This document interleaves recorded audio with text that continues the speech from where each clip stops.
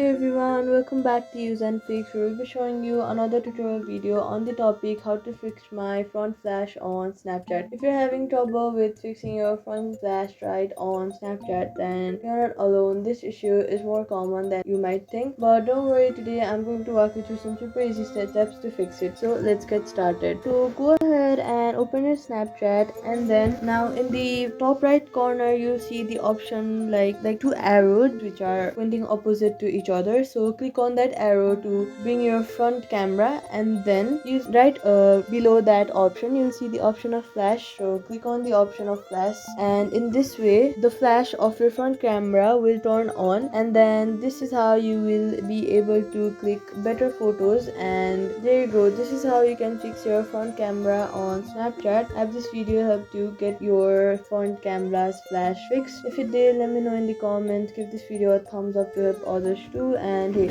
if you like simple tech fixes like this, consider subscribing for more. Thank you so much for watching, and I'll see you in the next one.